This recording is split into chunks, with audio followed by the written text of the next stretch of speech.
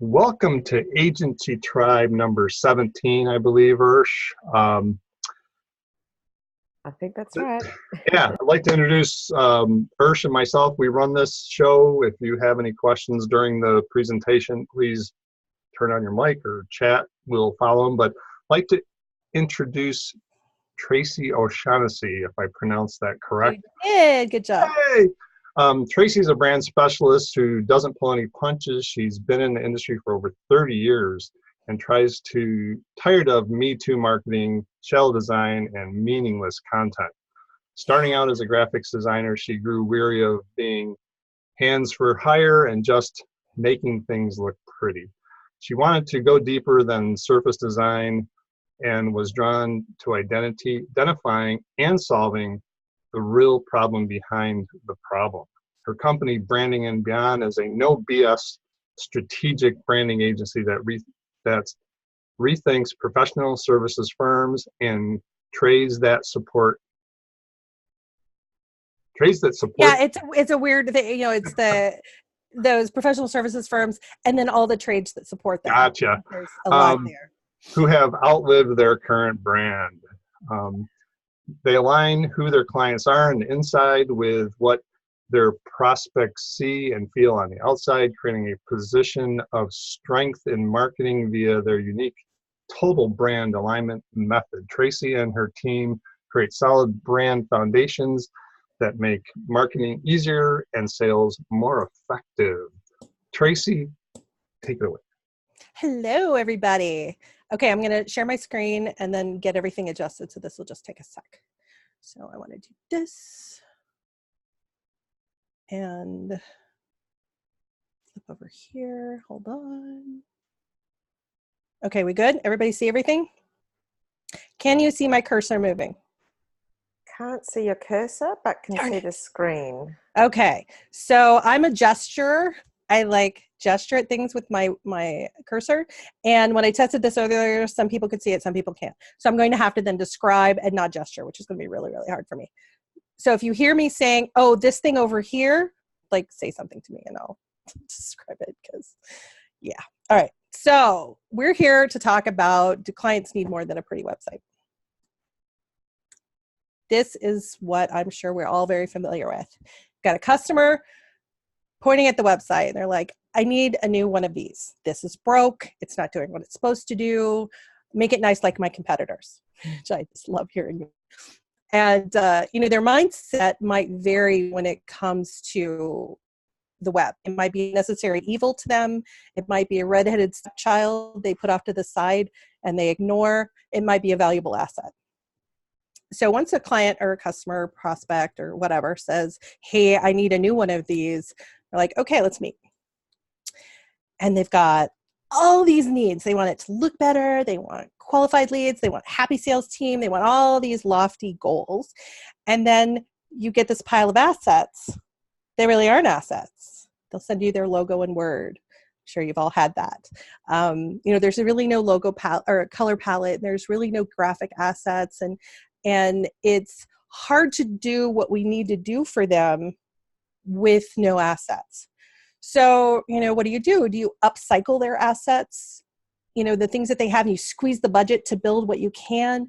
Do you find a balance between, the budget, the design, and the back end? Wherever the budget is weighed depends on what your skill set is. So, is a sweeter back end more important to you, or design more important, or content more important? So you have to weigh the budget.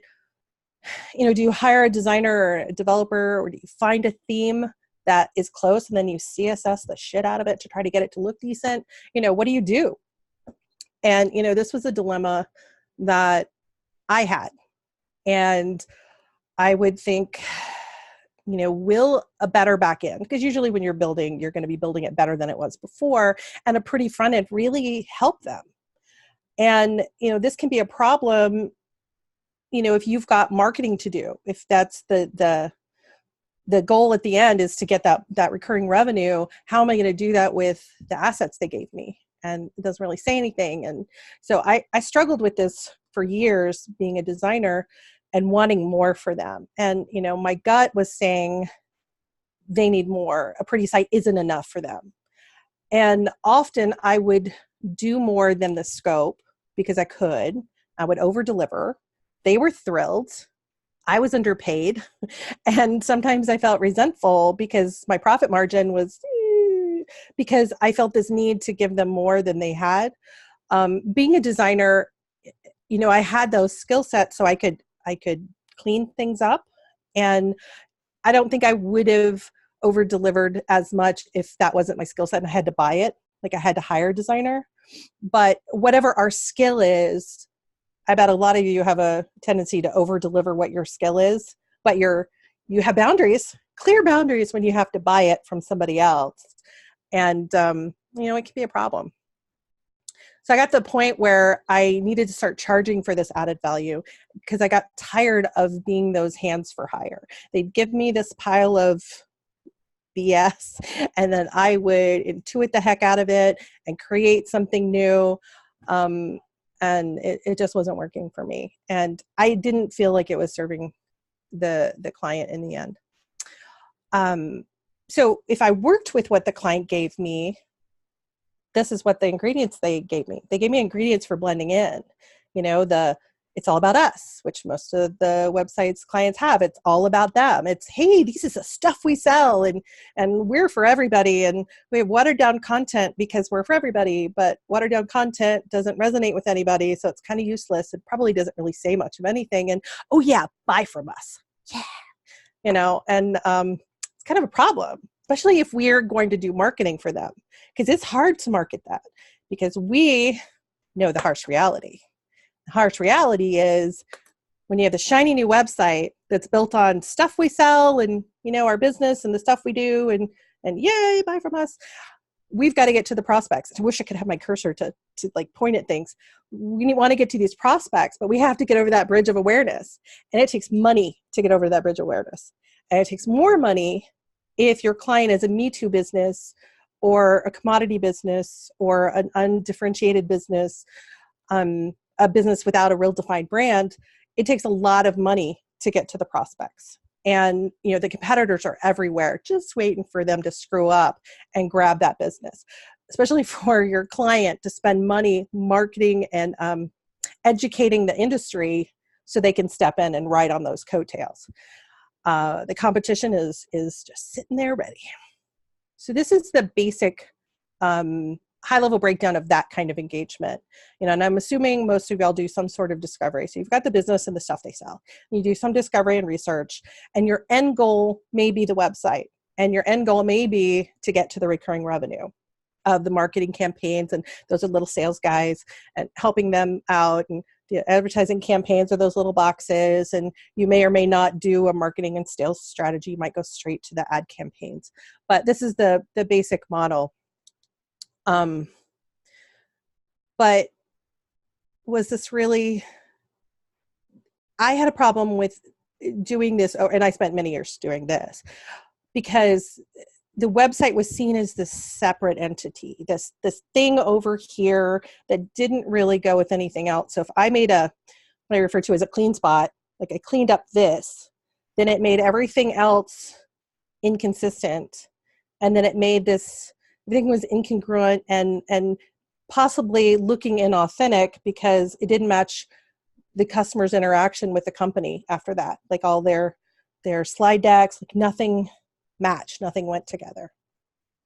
Because a website is more than just a website. It is your client's digital headquarters. And this is how I like to talk to clients about this. We are no longer in the days where a website is a plus. It's a required thing. And people expect you to have it, and they expect it to be a full-fledged version of your company and to be able to interact with you. And the website is just like a small part of the holistic view of the company. And so when I go in, I like to back up a bit and look at the whole company, but we'll get to that in a minute. So the website is an expression of the brand, which I already said. And it's one of their most valuable assets.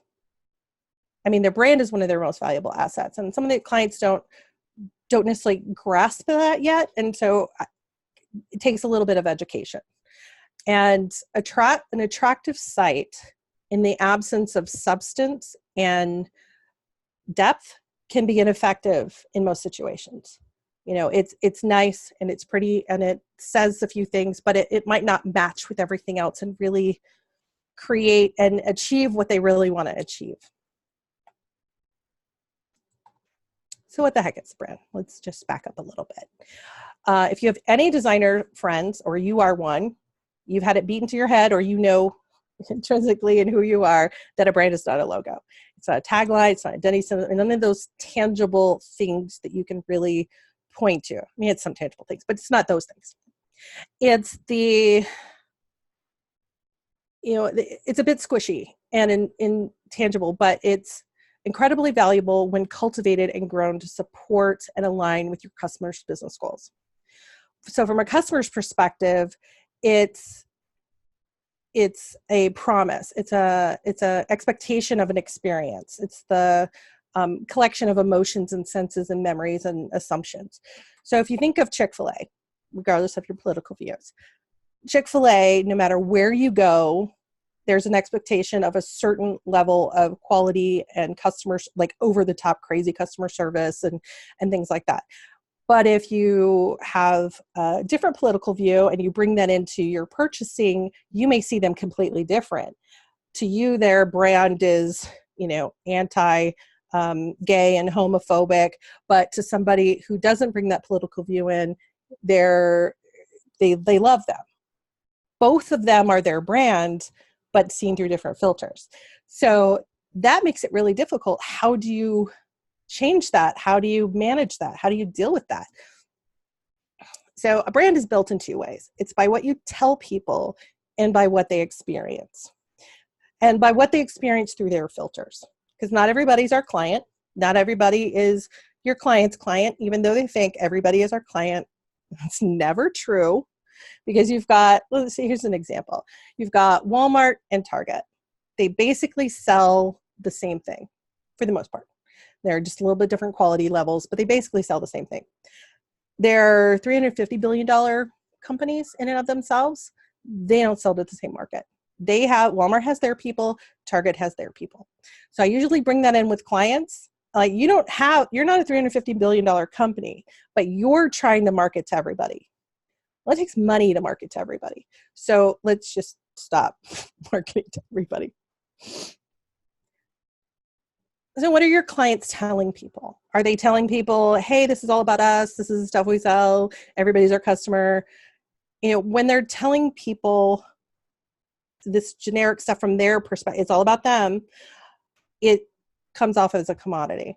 And this doesn't build an intentional brand. What it's more likely to build is an accidental commodity. And I've had clients run into that where they're bidding more and more on price, or they're being chosen more and more on price alone. That is a telltale sign that you're a commodity.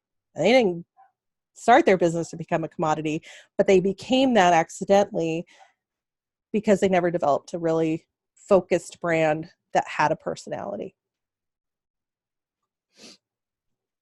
Let's look at brand evolution. So this is another one where I want to have my cursor. So this first guy, new business, he's surviving. His whole goal is try to make a sale, try to make a living, a lot of guesswork.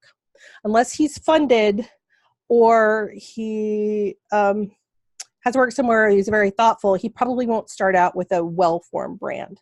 He might start out with the basics, but he's certainly going to outgrow that as soon as he starts evolving and some of his assumptions are validated. And so this next guy, he's making a few sales, his assumptions are being validated, he's probably a generalist. And then the third guy, he's getting some traction, but he's got a spear. So he still has to stab some of those clients, and throw them over his shoulder and take them back to the company. You know, it's very outbound, go and grab and bring them back, club them over the head kind of thing. But, you know, things are going okay. And he probably has an organic brand. And what I mean by that is it wasn't intentional. He didn't sit down and think, okay, this is who we are. These are our customers. These are all the goodies we have to offer. How are we going to, you know, like really, really think it out? It's probably just happened organically. Like everybody basically has a brand, but it might be organic and unintentional and a commodity, or it might be intentional and thoughtful and so forth. So this other guy, which is something's missing. They've got a successful business, but something just doesn't feel right. They're maybe not as put together as their competitors, and their competitor, they've got some brand envy going on, and they look really put together. And every time they go to a trade show, everything like goes, and their message is on point, and they're just like, ugh, and they're ready for a rebrand. And then the next guy get a brand refresh, and you're like, woohoo! But then you set it and forget it, and then you outgrow it. Like you pivoted, you've maybe added new products, you've changed, and now you've got a brand wedgie, which is, it's uncomfortable. Nobody wants a wedgie. Nobody wants to, your drawers are too tight. Nobody likes that. So companies will go through that stage. And then hopefully, eventually, they'll get to the intentional brand development where they have the awareness that they need to take branding on as an integral part of who they are, and manage it and grow it and love it and be it. But it takes time to get there. So this is the evolution of a brand. So how do you brand a company? That's a big question. And we don't have time to answer that whole, but what I can do is show you where it fits and the building blocks necessary to create an intentional brand.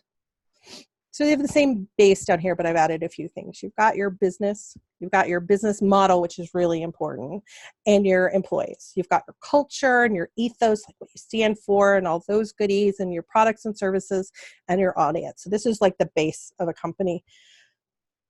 And then you've got where you want to go. Like we need to build a website, we need to have marketing and sales strategy, we need to advertise, we've got to support our little sales guys over there, we need to get there. So what else do we need to make it a intentional brand? You need this middle bit. So this middle bit is taking those bottom two layers and combining them and looking at them and digging in and seeing patterns and talking to the C-suite and the sales staff and some other people and finding the business goals and creating a brand strategy for where they want to go. Figuring out for their market how to differentiate them. Like how are they different compared to their competitors?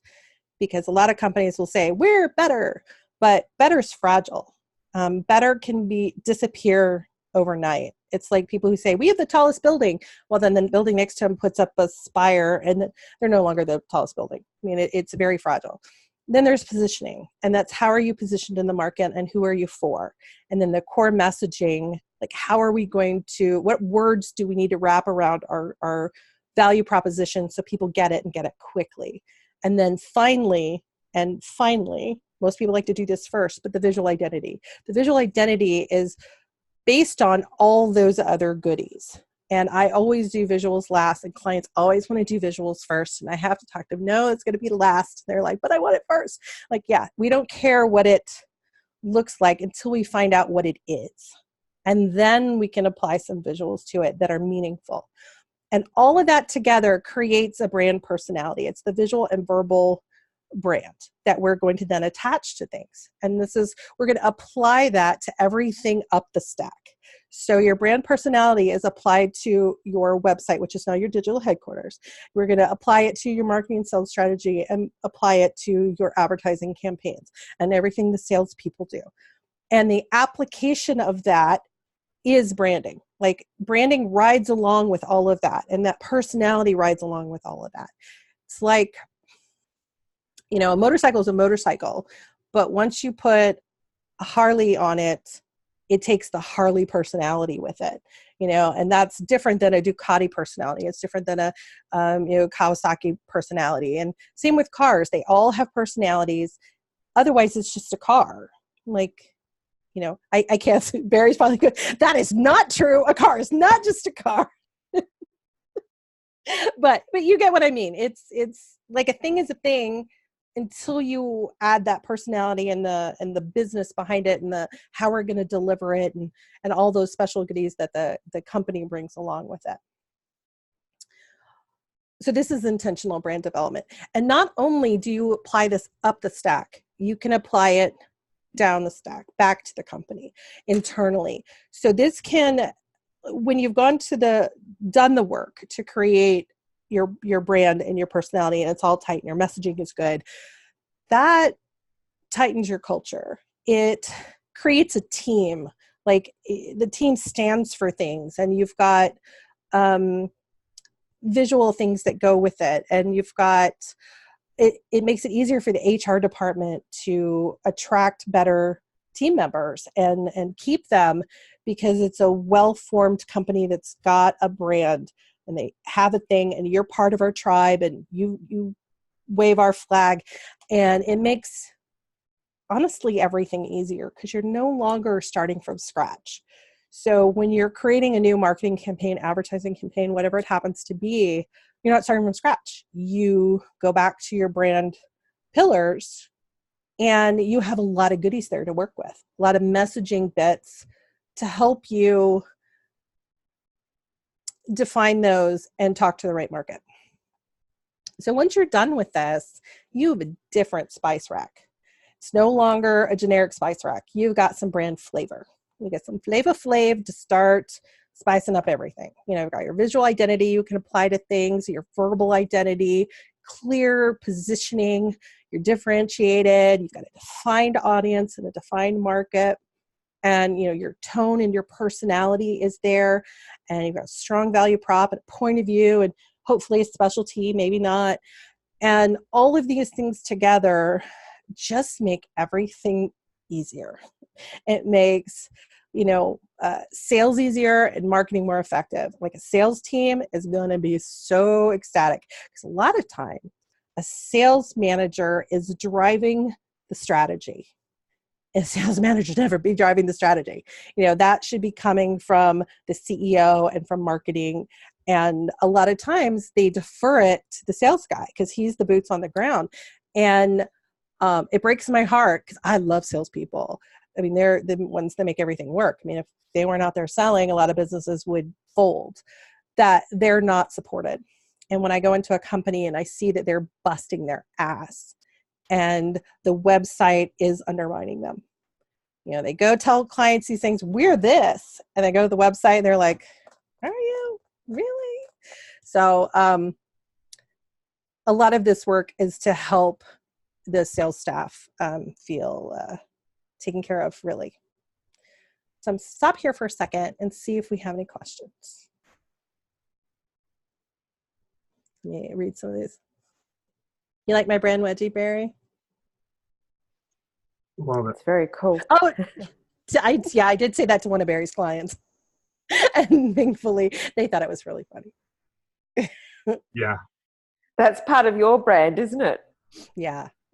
Well, I mean, brand wedgie. I mean, because I've felt it. Like, I've been through all of this. I've spent a lot of time working on my clients, and then I didn't spend any time on me because it felt, felt rude to my clients. Like, I have all these things I need to do, but I'm going to go work on my stuff. And now I realize that was stupid, but it was hard to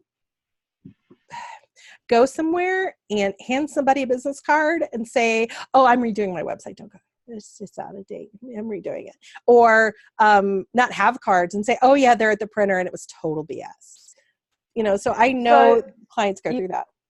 When you were saying at the beginning, what your clients provide you with, I mean, how do you get from that and say someone that's saying they're a budget client to then getting them to understand the value? Because that's quite a process, and quite frequently what do you do to move them across that? Some people can't, like they don't have the mindset and they don't have the budget. You've got to read the audience, and a lot of it all depends on the kind of businesses it is. Some businesses see no value in branding. Like, you can talk about it till you're blue in the face. They don't get it. Those clients, you make them a pretty website and you move on. I mean, sometimes it just has to be that. Others, I start talking to them about, maybe the symptoms they're feeling. Are they competing on price often? Are they jealous of their competitors? Are they, how's the sales staff doing? Sales staff bitching a lot? Is the sales staff mad that they don't have supportive things? And, is there a strategy? So I'll start asking some questions and they're like, yeah, we don't have that. Yep. No, we don't have that. We don't have that. We don't have that. Oh, well, you're an $18 million company and you don't have any of that, or even a $3 million company and you don't have any of that. So I don't like to shame at all, but some of these questions can make them feel, oh, crap. And then I move them from the guy with the spear to the guy that's questioning. It's like it didn't even occur to them, especially as a CEO, they've got other people dealing with the boots on the ground. And a lot of times I'll bring in salespeople into the room and find out what their real struggles are. And sometimes I'll do this in discovery because I don't want to talk to just the C-suite because they're usually so removed from the day-to-day. And what they think is important and what they think the message should be is not what the salespeople are doing. And the salespeople have this unique ability to adjust the message. I mean, they know what the company can offer and they know what they can sell and that can get accomplished because they don't want to have that be a mixed match because that'll blow up in their face. So they know that and they've got the person in front of them and they can adjust the message for the pain point. But that data, the stuff that sells, that messaging that sells, never gets back to marketing, ever. Like usually they don't talk and they're not in the same meetings or in the same rooms. And so that helps. So the asking questions usually illuminates the gaps.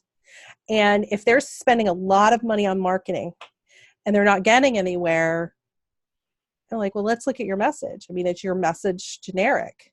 Like I'll read things. I'm like, if I didn't know this was your company, if I took your name off of it, would I know it was you? Probably not. I mean, any of your competitors could say this. And, and they don't like hearing that. They don't like hearing it. That's a good point. So we have another question here from Barbara. So do you start talking about branding from the very first client meeting? You've kind of alluded to that. Because it's integral to who I am. So yeah, I usually do. Like I do a brand audit kind of in the process of doing my discovery.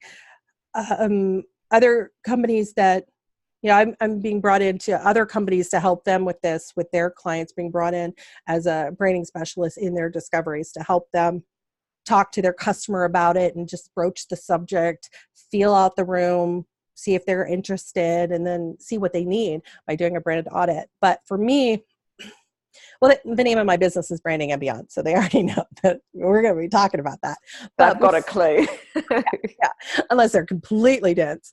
But before I changed my name, I did too. I mean, it was because I really want to get in there, and it's like I don't want to just build a site that says nothing. Like I did that for so many years as a graphic designer. I was hands for hire. I mean, I would tweak things a little bit, and then later on in my career, as I got more accomplished at it, I would over deliver and things like that. But early on, I was just building sites, and I've got some examples that are kind of embarrassing.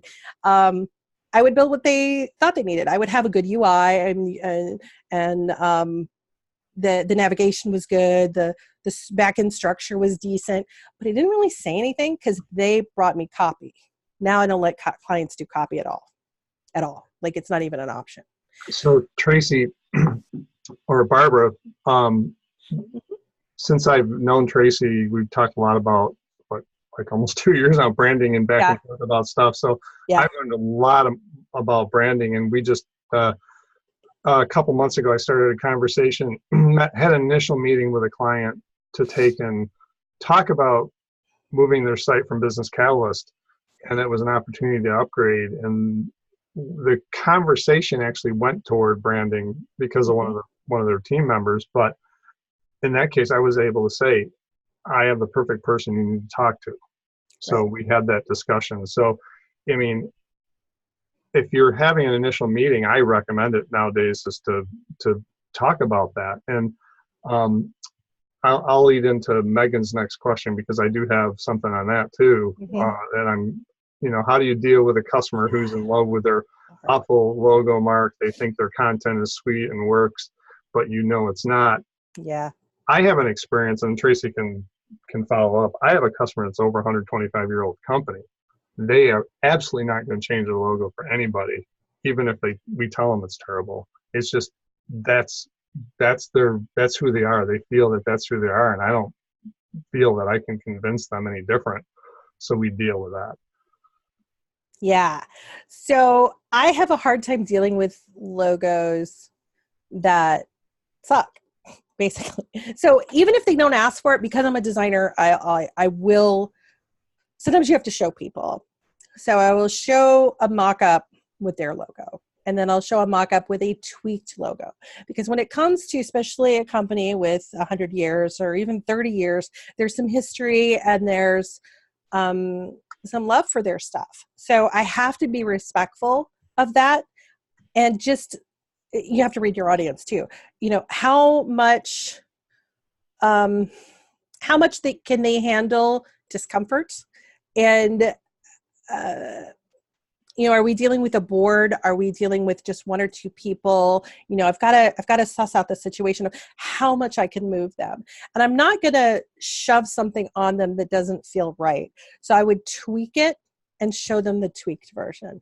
And then a lot of times they're like, oh, you're right, that is better. But they don't know what I have to go through. They don't understand that a logo has a big job to do. It's got to look big. It's got to look good small. It's got to be embroidered. It's got to be silkscreen. It needs to look good in a square now on social media. It's got all these things it has to do, and their crappy logo that's super complicated can't do those jobs. And it looks like hell when it does. Where if we tweak it a little bit and simplify it and give you maybe some variations, that's usually what I'll do for clients is, okay, here's a horizontal variation, here's a square variation, here's a simplified variation if it needs to be small and reversed at the bottom of a website. Logos need to be flexible for that reason. What was the question? Sorry. Oh, if they're in love with their stuff. Yeah. So you got to read the audience. And sometimes things are untouchable. And I understand that. I'll go in and I'm like, are there any sacred cows? Are there any sacred cows that might be movable? And then sometimes there's things you just can't touch and you've got to go around them. And it's going to be your bane of existence, but you've got to do your best with it. And it just happens. But I try my best to move them. Go ahead. Rather than, I was going to say, sometimes calling it a brand refresh rather than changing the logo is something that it's a little better, more accessible. Yeah. Because and a lot of clients, I have to explain this to them. I'm not going to come in and fabricate things. I'm not going to just go away and sit in my little dark room and come back and say, ta-da, this is who you are. That's not what branding is. I'm going to meet with people. I'm going to do research. I'm going to dig in. And most of this comes from empathy. I need to really see who they are. I need to make connections. I need to see them from the outside.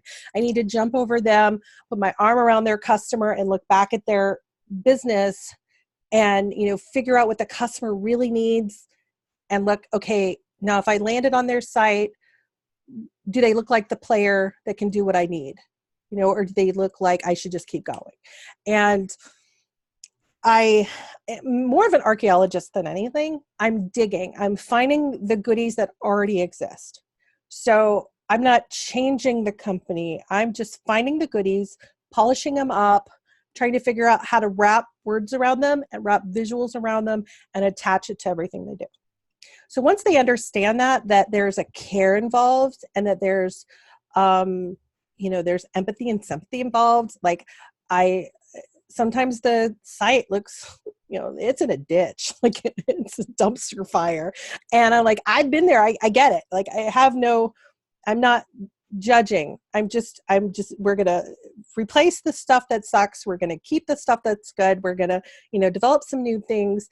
And once they understand that I'm going to be thoughtful of their stuff, they're a little bit more willing to trust. And I showed them examples of some of the before and afters, and where I've kept certain things and where I've completely altered things. And they're usually like, oh, okay, I can trust you with my baby, because this is their baby. I get it. But they also need to understand it's not about their baby. None of their clients give a shit about their baby. Like they don't care. They want to know what their baby can do for them to make their problems go away. But from a CEO's perspective, it's like, it's my baby. I love my baby. And I get that. But I do not pull any punches when I tell them it's not about you. I don't care if you hate orange, or you hate purple, or you hate whatever. If that's the color it needs to be, I'm going to pitch that color. You can probably talk me out of it if, you're not going to pay your bill, but, I will tell them what they need to hear, whether they like it or not. Well, and if their favorite color is pink, like there's been like T-Mobile is magenta. And the reason they are is because they did a color study of all of the other telephone companies. And, a lot of them were blue. A lot of them were, they were blending in, and they wanted to be, so they took a color palette, like a rainbow spectrum, and they tagged everybody where they are in that color spectrum. And they looked at where nobody was, and nobody was on pink. And now they stand out hella good because they're magenta, and all their marketing is magenta. So pink has its place. Our friend Jonathan Henshaw, who's like, tatted up, big muscles, motorcycle dude, his company was branded pink for that reason too, which I thought was amusing. Any other questions? We're good? Okay. I will go back. All right. So we were here, got our spices, and we've created this for the company. And I'll get into brand refreshes and full rebrands and hybrids. And a lot of that's just name. And you kind of work with a name that you think your client's going to like, but you customize it based on what their needs are. Because not all clients are the same. Not all clients need a new logo. They might need a tweak. They might need a color palette change, but they need some deep work in messaging, or they need a little bit more over here. And it all depends on what the client needs. So these go to the customer touch points. And there's a lot of them, and these are just a few. And a website is just one of these. The brand personality needs to be applied all over the business, internally, externally. Every contact with the company, no matter how small, shapes a perception of the brand and influences behavior. And clients don't necessarily understand that when you ask them how they shop and how they make judgment, and if they saw a crappy website, or if they saw, a poorly laid out or typo email, would they make a judgment? Hell yeah, they'd make a judgment. But they think, their customers don't. Their customers totally do. So this is touch points. And here's a different view of it. You've got your branding stuff that is supposed to support your marketing stuff. And then, advertising is a subset of marketing. So, but branding's on the bottom, and it supports everything up the stack. And the more solid your brand foundation, the easier it is to create the things above. And often clients will say, what's the ROI of branding? Well, if y'all listen to Gary Vee, his response to that is, well, what's the ROI of your mother? Which I think is just really aggressive, but funny in that, it's an intangible. It's like your mom's really valuable. Yeah, but I don't know what the ROI of my mom is, so ROI of branding can be really tough. But I found a way to describe it to clients that is like a mic drop. ROI of marketing is quantity of leads. The ROI of branding is the quality of leads. So if you don't have an intentional brand and you're more of a commodity brand and you're spending all this money on marketing, you're getting quantity of leads. And anybody who's dealt with quantity of leads, it's a pain in the butt. I mean, it's great to have leads, but they're not for you leads necessarily. You're wasting a ton of money and a ton of time you're buying those leads, you know, when you're doing marketing, and you're buying a bunch of stuff that aren't a right fit. But when you apply your personality and what you stand for and your ethos and all those goodies to everything you do, you're going to get people who say, yeah, you're not for me. And that's exactly what you want. You want the people who you're not for to go away, and the people you are for to come towards you. I like Chick-fil-A. I mean, people who don't love them, don't spend their money with them. And that's fine. And people who do, do. You know, it's the kind, everybody is not our client. And, you know, I can't even think of a business where everybody is really their client, except for like Google maybe. But when I stumbled across this, I was like, this is it. I mean, a CEO is going to get this, and they're going to get the bottom line of this, the money to this, the wasted time, the wasted effort, the pain in the butt of this, of quantity versus quality. Yeah, totally mic drop. Yes. So how do you know when to add it to the branding scope? You know, for me, it's kind of an intuitive process thing, and obviously it's in my name, so they're going to get it whether they like it or not. But for other clients, you know, I'd start with your feeling, you know, and this is a good place to start. Like if you are struggling to do what you know they want to do, but there's nothing really to work with, they probably need some branding work. You know, and I haven't met a client yet that I couldn't find goodies with. You know, none of my clients have sexy businesses. You know, they're all in the building trade and you know, HVAC and electrical, and you know, they're all over the place, but they're not sexy. And I can find goodies for every single one of them. But when you're doing it for yourself and you're like a CEO, it's hard to see that. Like you don't see your specialty. And I know this more intrinsically now that I went through rebranding last year. And it was a struggle. And I was pissed off because I was like, I do this for everybody. I should be able to do this for me. Why can't I see my goodies? Why can't I see what's special? Why can't I see that? But because I don't see it as special, I just see it as me. I don't see that other people don't have what I have. And customers are the same way. They just don't see it. And it takes that outside perspective.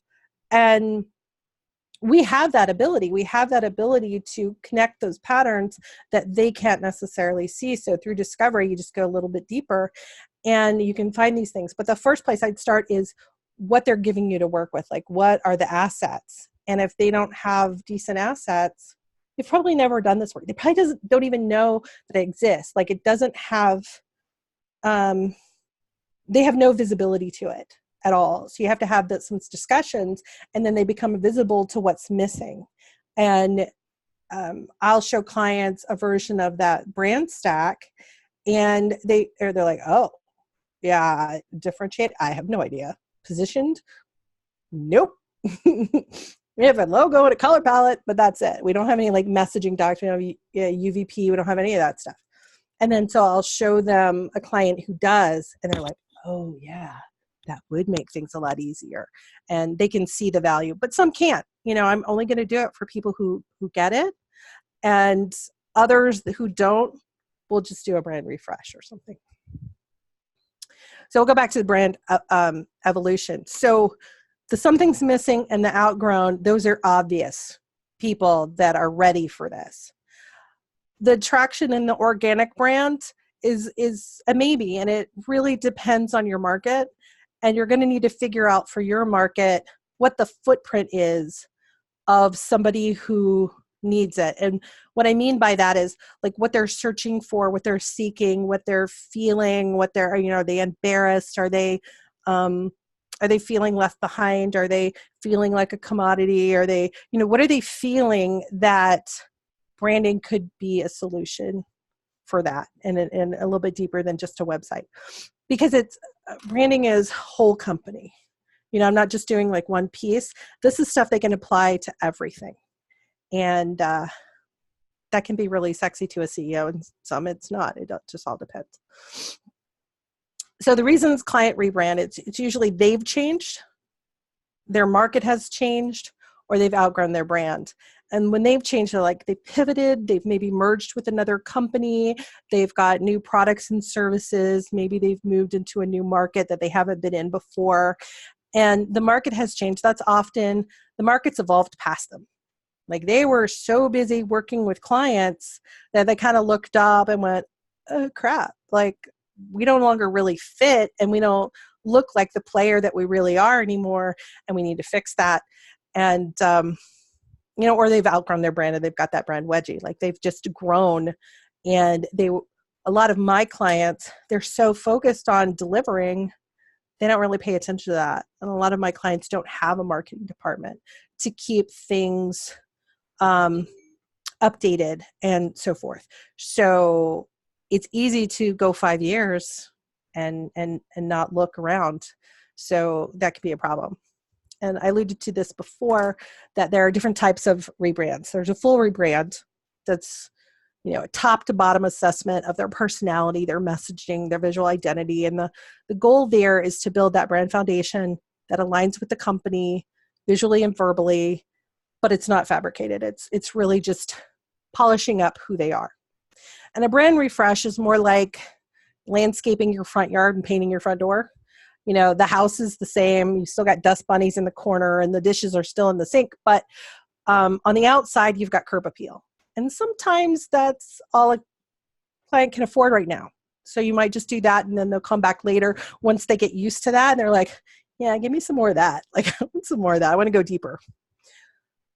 And a hybrid is when they need something in between. They need a customized situation. Like it's a bit of landscaping and a bit of cleaning the house. It's like they might need a logo tweak, but they need a lot of messaging. So it all depends on the client. So a hybrid is often an option. And when it comes to pricing all that, it really depends on the complexity of the company. If the company is not complex, they've got a CEO, only person you're dealing with, and they've got a few products, that's probably pretty easy to wrap some stuff around. But if they've got a board and they've got 3 locations and they've got 20 products and they've got a family of brands or whatever, that's really complex. So it all depends on the complexity when it comes to like how you would price it. And that, you really need to do a brand audit to discuss that. So are there any other questions? Because I've got some before and afters that I can show. And then that's it. So what do you think?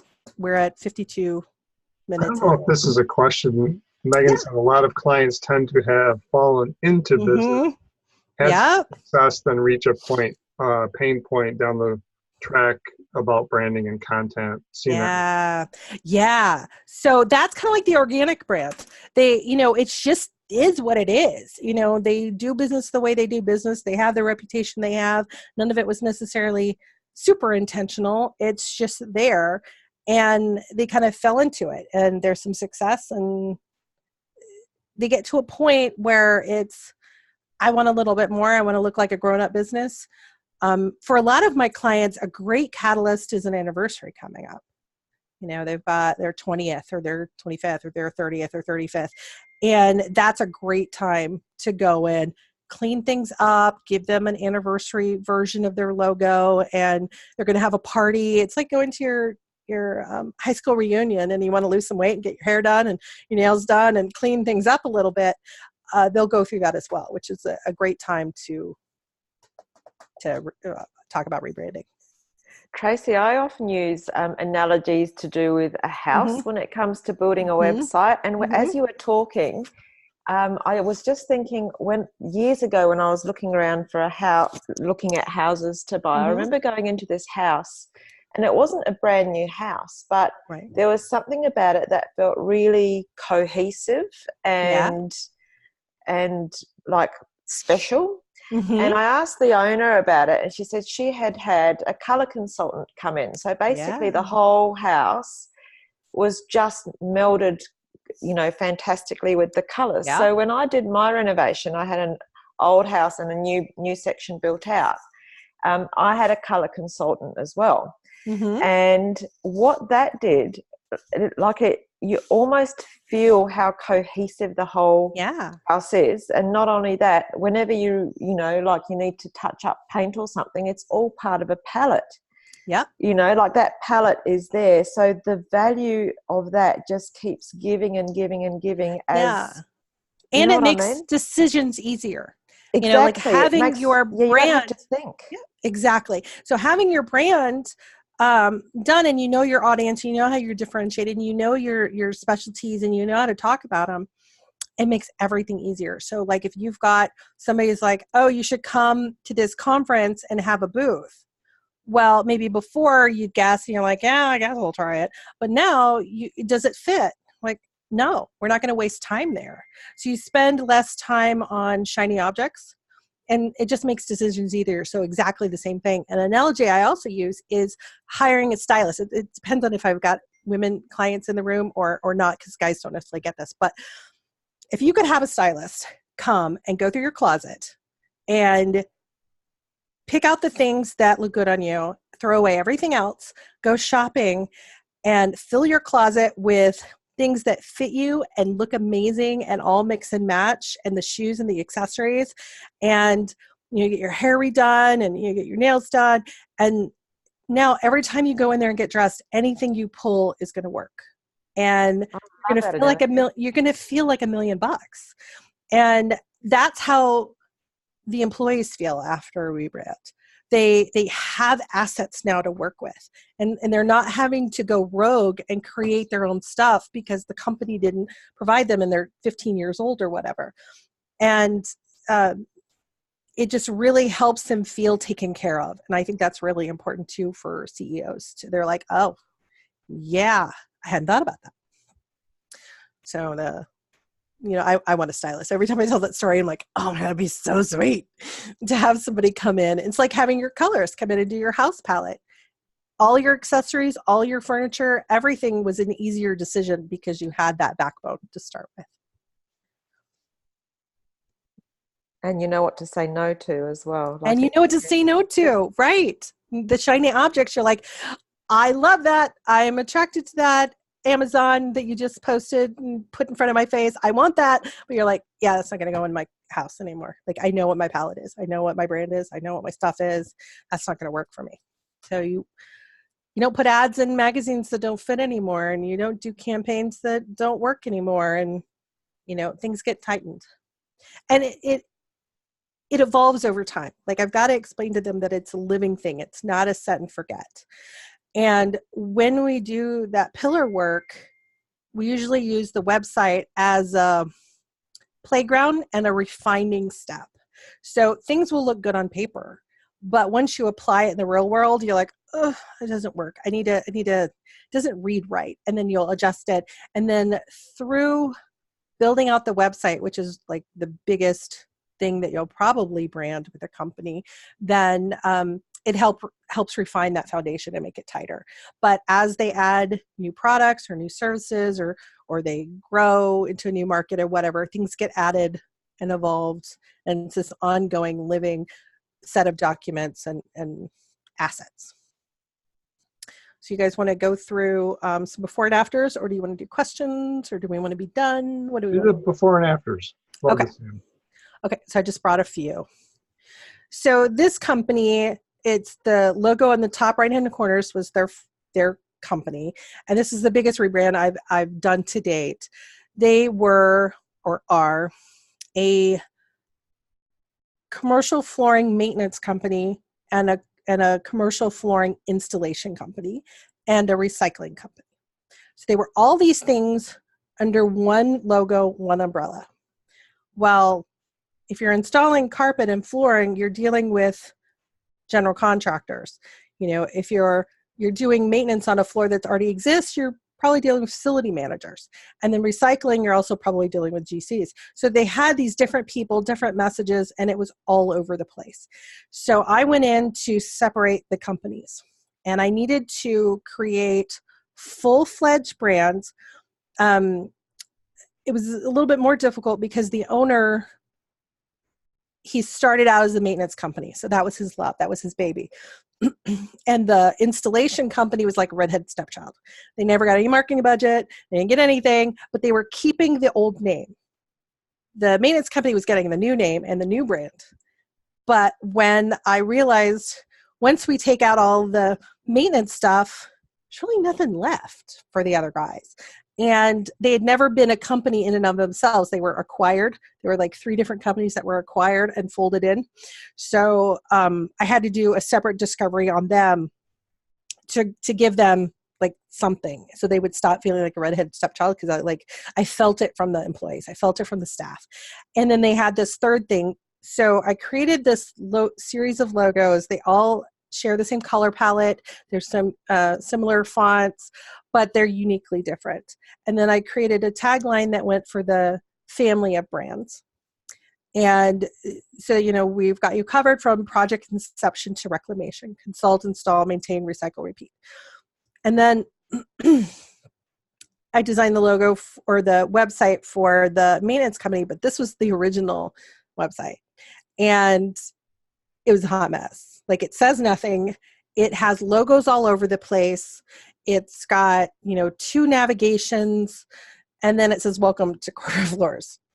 Interior solutions. We got solutions. Oh, in fact, I forgot about this.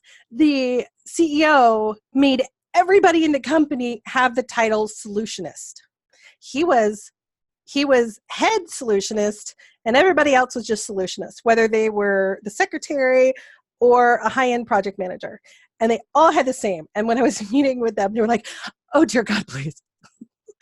When we go see the general contractors, they laugh at us when I hand them the business card. Please, please, please change this. So that's one of the things I did for the employees. Was it took a lot of time to get him to finally change, but he finally did. So this website had to go. And so we created a new one. And the old website was all about we're for everybody. Everybody's our customer. It was like, is everybody with a floor really your customer? So it's like, what about movie theaters? And they're like, oh God, no. And then I was listing a couple others. They're like, oh God, no. I was like, see, no, they're not your customer. So as I dug in, I realized who they're really best for and they're best priced for was image conscious corporate facilities. And especially corporate campuses like Google and Visa and Facebook, like they care about what their environment looks like. They spend a ton of money on interior designers, and they don't want the janitorial staff to ruin their assets.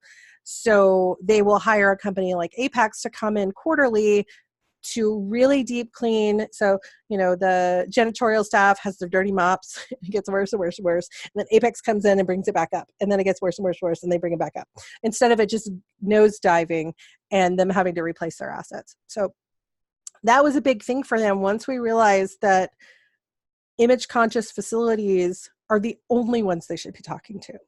Like, if they don't care about their floors, they're never going to spend money with you, and you're wasting your time. And that was really huge for them.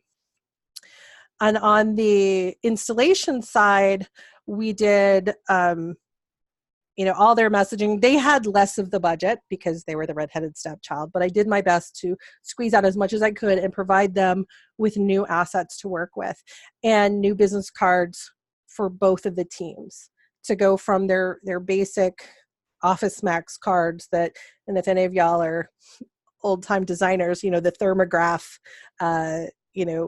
it's just awful. So I gave them really styled, highly designed business cards with their new corporate values on the back, and everybody felt cared for, which was really, really nice. Taylor Iron, they're a 100-year-old company, and I did both of these sites. So I did the one on the left, probably 10, maybe 12 years ago. They're they have this huge warehouse, and it's a welding shop, and it's metal, and it's grinding noises, and it's rust, and it's just all these textures, and it's just so sexy to me. And they were mainly doing oil and gas and construction vehicles and things like that. And they had this older logo, and it is what it is. I created this, and they did, they were also a location for movies. So we had spent a lot of time on photography, but they talked to me about a year and a half ago, and they said, we want to go into aerospace.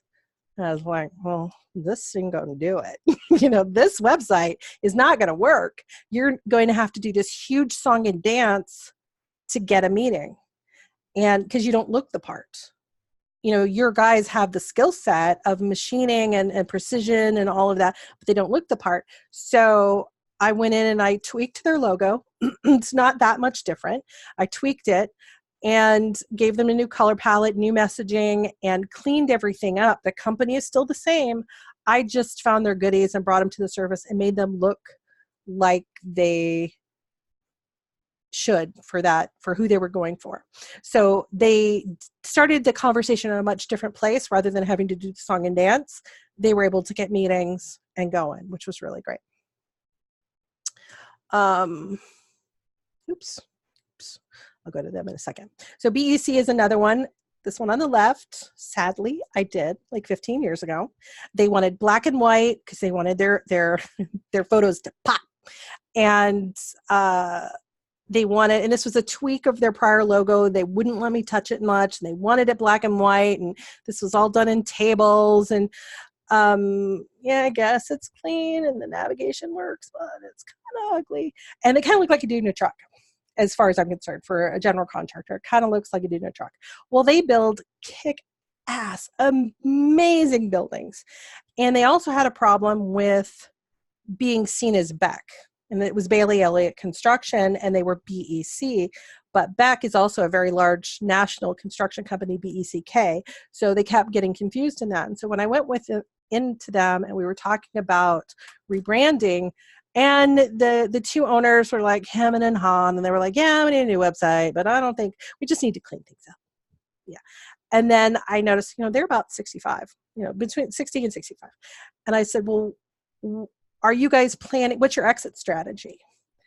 And they looked at me like, what? I was like, well, are you planning to sell the business soon? Are you, is there somebody that you've already grooming to hand it to or to sell it to? Or are you going to go outside? And one of the guys got up, closed the door, sat back down. And he's like, yeah, let's talk about that. Because I knew based on their age, they were going to be exiting at some point. I was like, well, this is where branding can really help you. If we clean things up, you need a new logo because of the misunderstandings, and we showcase what you really do really well, that's going to increase your valuation. And as I'm talking, he lifts the proposal and signs it. It was so sweet. So that was the thing that he needed to hear, was the valuation aspect. So you kind of have to read the room. But for them, I created the new logo, and there's a couple variations of it, and highlighted the amazing, beautiful work they do and the customers they work for. And I made a really intense backend system for her to manage all of her, because there's like over 1,000 portfolio pages. And it's all built by database, and all she has to do is just some basic stuff, and bam, it loads, and it's all great. And she loves that. And I gave her some Photoshop actions to make sizing photos a lot quicker, and some things like that I could help her with her efficiency. But this was a big transformation, and it's embarrassing that I did the one on the left, but that was a long time ago. That was the old me. Nichols and Phipps. I love hot messes, and this one was the biggest hot mess I've ever worked with. So this guy calls because I have another HVAC client that I have that he happened to be stalking, and this is the only client I've ever, or prospect. I pick up the phone, and he said, I've already called 5 of your clients, and I've talked to them, and I've decided you're the one. Like, and who are you? So it was great. But he had created this site himself, and it was 200 pages of crazy. It was borrowed content. I ran a report. It was over 70% borrowed content, and he honestly didn't know any better. He just like, well, that sounded really good, so I just copied it. And these photos were in Google Images. They're free, right? So he was grabbing those, and I think he was using GIMP. And he was hodgepodging and making his own, lovely graphics for the site. And the thing about Fred, they have a really good business. and they do a lot of money. They're like a $10 million business, but he looks like a dude in a truck. And he's right on the edge of Fairfax, Virginia and Washington, D.C., where there's like $15 and $20 million homes. And he didn't look the part. So he said, I like what you did for this other company. I need that. And so I had to dig through 200 pages of crazy and recreate stuff. But I love hot messes like this because the transformation is just so great. This is what I created for him. And I created a whole story. And I dug into the market that he wanted to go into. And their main thing is they're busy. You know, they're working in DC. They're both working. They've got kids. They've got all this going on. So we wrapped it around, you know, we're the repair it, replace it, maintain it company. No hassle service for all seasons. Like, you know, if it's broke, we fix it. If it's not broke, we maintain it. And if it can't be maintained and it shouldn't be to be fixed anymore, we replace it. That's it. Easy. Like that. That's it. And that really resonated with that market. And his sales have just skyrocketed. But he didn't need a new logo. So I tweaked his logo. This is what it looked like before up in the upper right-hand corner. And it's a little darker here, but it was this high saturated blue. It was just like awful. And so I gave him a color palette, redid the whole site. It's about 100 and some odd pages. He's got electrical and HVAC. So he's got AC, heating, electrical, home maintenance, and plumbing. So he does a lot of stuff. So it's pretty complex. And I just love the way this worked out, and the messaging is on point, and his clients are really responding to that. And I love clients with older sites. So that's that. It's all of the before and afters that I brought. That's awesome. I don't know how you made sense of that. It was a big one, and I love hot messes. I just love them. I just love them so much. Now, there's a question there. Are you able to track, is that ROI? Yeah. Roy, Rio. It's not something that's really trackable. It's a feeling. So, I mean, you can in sales, like Nichols and Phipps, their sales skyrocketed after that. Yeah. They didn't do a lot of marketing. Before and after data from them? Yeah. Well, I don't have a lot of their sales data. It's just from what Fred's told me.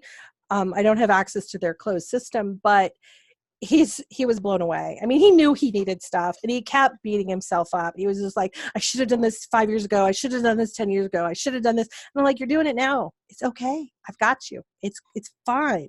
And I charged him a lot of money for it because I had to go through 200 pages and figure out what to keep, what to kill, what to combine, set it all up, get a writer in there, create that overall story arc for all the different types of things that he had. And I met with a lot of different employees to figure things out. And it was a lot of work, but you know, his RO, I don't think I've had a client who couldn't feel it afterwards. You know, like with Apex and Corporate Floors, we did a full brand launch with their employees. And you know, half the employees didn't feel cared for, and half of them did because they got the marketing budget, and it was even keel. I treated them all the same. They got new logos, new t-shirts. And while we were there, I had the signage on the windows changed out to have the new logos and everything. When they came back to the building, everything was done.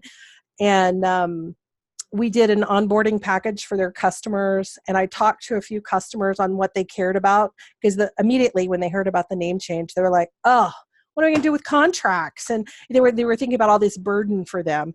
And knowing that, I was able to, let me get out of this. I was able to make sure that in the onboarding package, we gave tax documents, and we gave a FAQ, and we, you know, gave them a nice water bottle with an etched logo. And so it gave all of the salespeople a reason to go talk to all the customers, to talk to them about the rebrand and the name change and all that. And so they all felt like, finally, we've got a website that backs us up when we go out there. And that's been really good. I don't think I've had anybody ask about, I mean, before they'll ask about ROI. Hell yeah. Because it just seems like this nebulous thing that they're spending a lot of money on. But afterwards, they definitely get it. You know, that staff is happier. That's what you happy. were saying earlier with what Gary Vee says about ROI of your mother, you know. Exactly. Well, I mean, that's a pretty harsh thing. And I say harsh things to clients, but that's even probably a little too harsh that I would say to a client. But yeah, so what's the ROI of your mother? It's, you know, it's one of those things you can't really define. But when they see how people feel and the tightness of the culture, and when you see clients saying things back to you. So I had an HVAC client that it's hard to be in the right place at the right time when they need to replace an HVAC system, because it's every 15 years. Like, that's hard to be at the right place, top of mind. And so I wanted to put into the marketing, is your AC struggling? Like, we all know what it feels like when it takes longer to cool and you know, things don't feel right. You know that. So I changed their messaging and all their ads to like, is your AC struggling? You know, give us a call to do maintenance or whatever. And then people were then repeating that back to him when they would fill out forms. They were like, my AC is super struggling.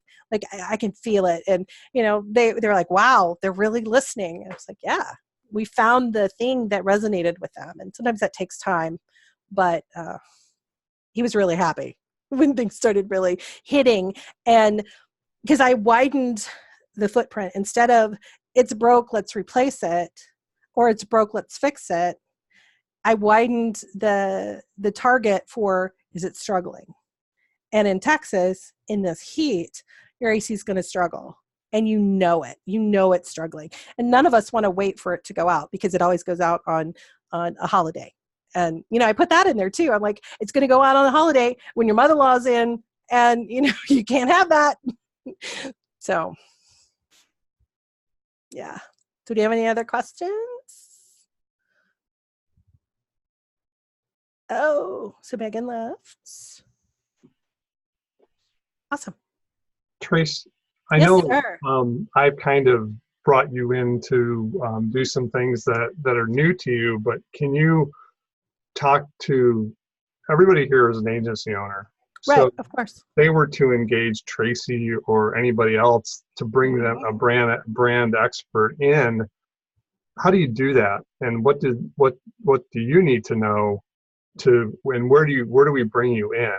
Obviously, Right. I figured that out with one of my clients, but right. I think that's Okay, and that's something I'm still kind of figuring out and playing with, like where the best spot is. You know, is it white label? Is it letting me have access to your clients? Is it because I came in to help another designer that's not part of this group, Oreo Academy, and I didn't have access to his client, and I didn't have access to discovery because he didn't do it the same way we do it, and I just had him, and it worked okay, but it didn't work as well as I wanted. And so with Barry, he brought me in. They were still doing discovery. So I was able to come in and just have a discussion about what branding is. And then they asked me back because they wanted to know more about what an audited, what a refresh is versus a full rebrand. And so I did that.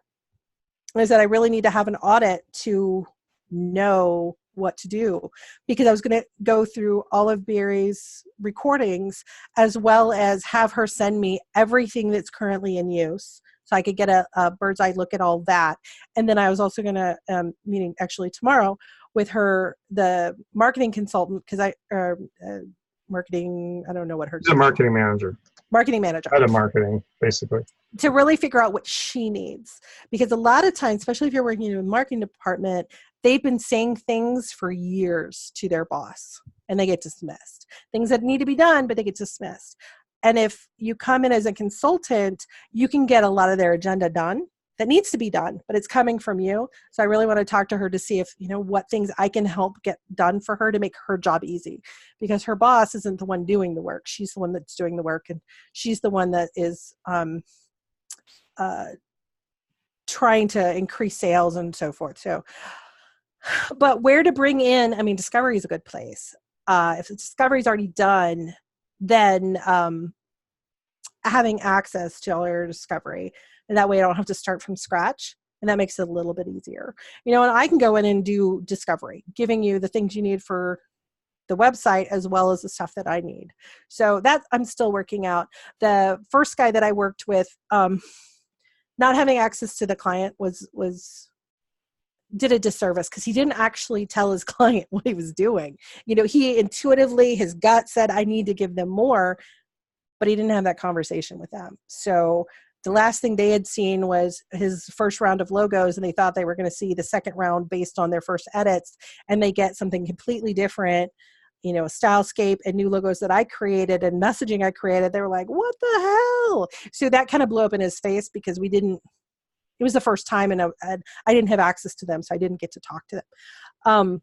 So that's something I'm still kind of working out. But I think it could be beneficial because, a lot of web dev shops don't have this layer, and it's a huge distraction to try to figure it out so that you could do it yourself, or you could just bring me in.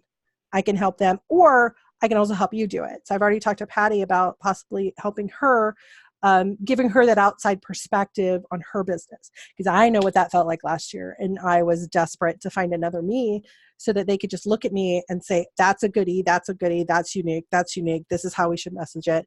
And it was painful. It was absolutely painful to do for myself.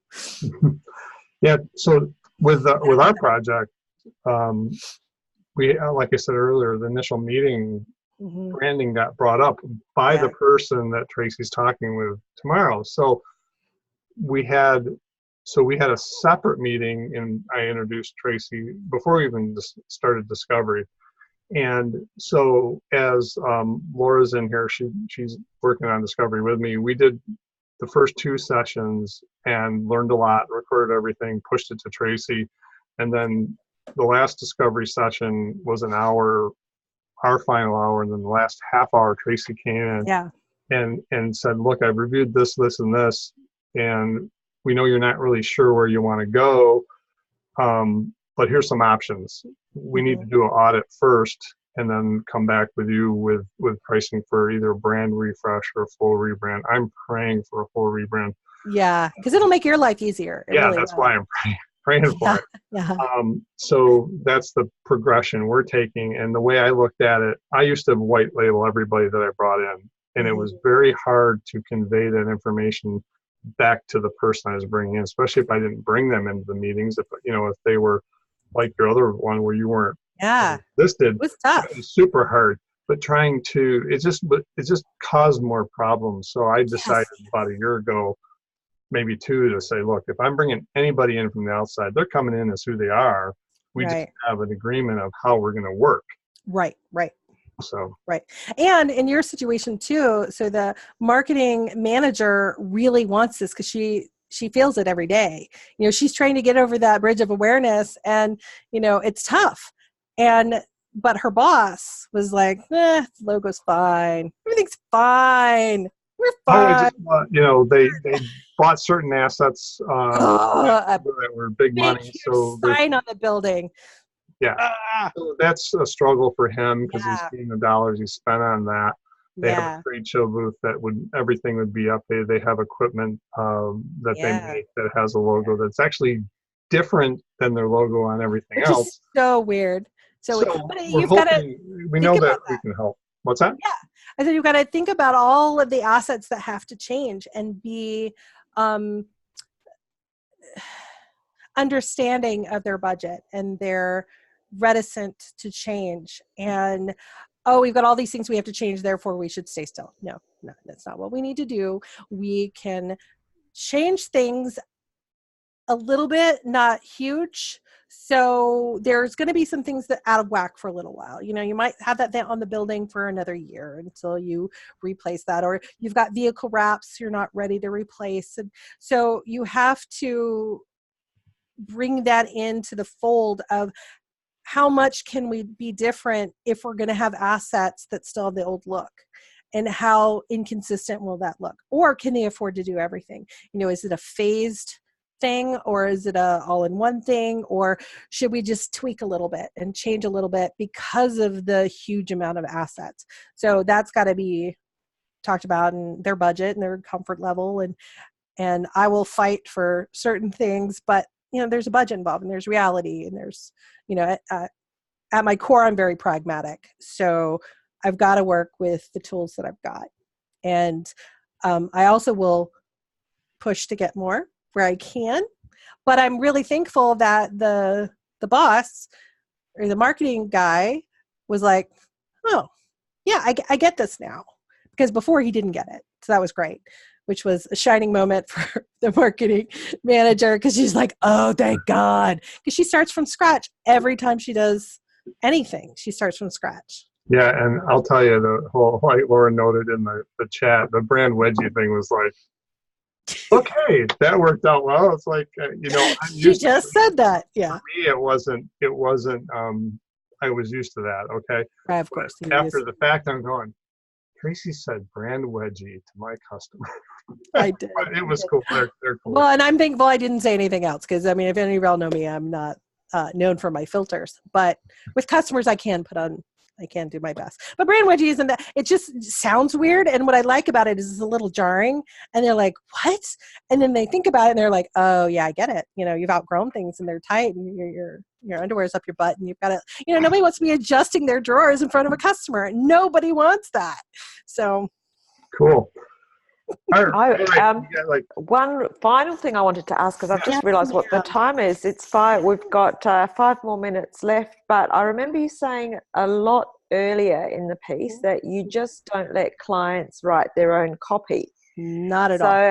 So tell me about how you inform them about that, and what the reaction is that you get. And most clients are happy. Most are happy.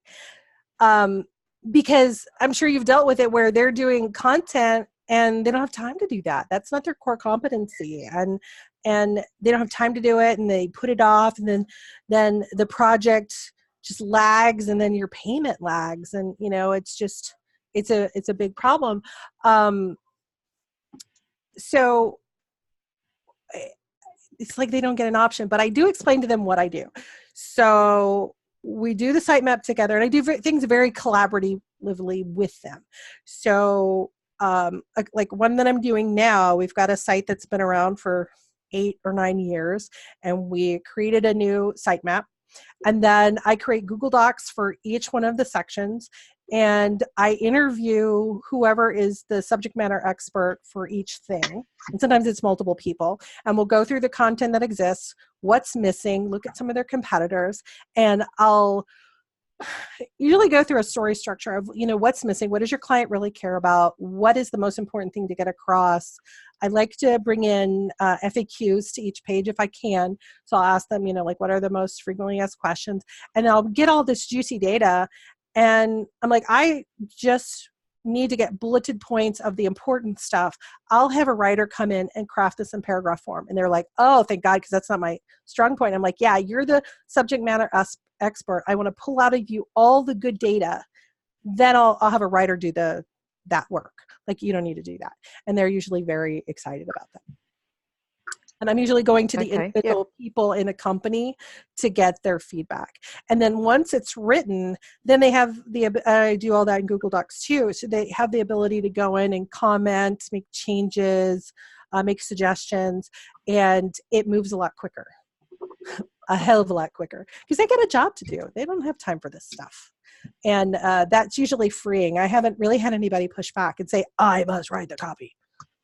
Do you have clients that want to write the copy? I do. And it's mainly from a money point of view. Oh, but I then can see all that.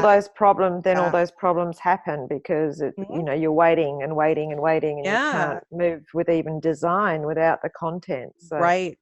If it was a really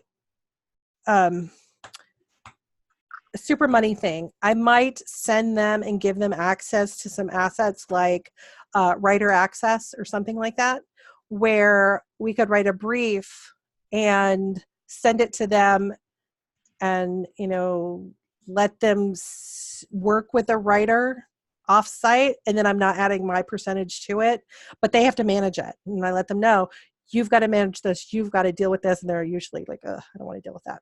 But it depends on the size of company too. If it's a smaller company and it's their money and they're writing the check, it's a lot harder than it is with a corporation where it's somebody else's money. Yeah. Yeah. Are you dealing with more I predominantly deal with solopreneurs. Yeah. So Oh yeah, that's really hard. Yeah, that's Yeah. super, super hard. I can definitely understand that. Like, how would I deal with that if I were dealing with solopreneurs?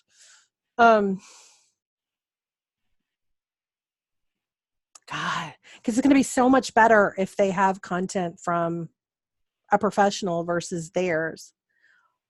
I might see if they'd be okay with adding caveat to have it run through after they write it, run through a writer, or they do the rough draft, like only allow them to do the rough draft and then have a writer that's go in. a good idea. Then they feel that they're doing it and that they're not paying for everything, but a good writer with sort of draft content can work wonders. So and it's like what I do with the interviews. I'm getting just the raw data, and then they feel like they've got their input. But like when I was doing my copy, it was really hard because it needs to be me. Like I want to write it. I don't have time to write it. I'm not necessarily a writer. So I can understand your client's point of view is like, but it's got to be me. It's got to have my essence in it. And that's where doing some of that branding work and getting that brand personality that you can apply to the copy. And if a writer knows the tone, even if it's just the tone of voice and what level of feistiness they're allowed to put in the content, that can help make it seem more like them. Yeah, for sure. Yeah. Thank you. Yeah, that's why I'm excited that hopefully this client does the whole brand refresh, because of the messaging and some of the website, all the branding and the style guides and all that will help us tremendously with the site development and all that. But anyways, we are over our time. I know, when it was like an hour and a half, I'm like, really, an hour and a half? And I remember you saying, Tracy, really, do you think you couldn't talk for an hour? Because you can. I'm very verbose. Yeah, I know you. I think we could talk for 3 hours. Once, yeah. So anyways, I'm going to close this out here. Tracy, you've been awesome. Thank you very much for joining us. Thank you for the opportunity. I appreciate it. If anybody wants to see this again, it's going to be on YouTube. Next month, don't have any guests yet. So if you have anybody that is interested in presenting and feel they'd be a benefit to our agency owners in this group, we'd love to have them, and either send the information to Ursh or myself.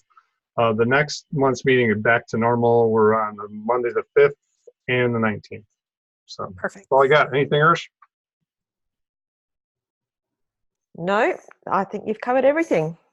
Thanks for joining us, everybody. Thank you so much for coming and staying, and appreciate it. Let me know later if you have any questions. Meet me on Facebook. It was absolutely awesome, Tracy. Thanks you so much. Thanks, Trace. Bye.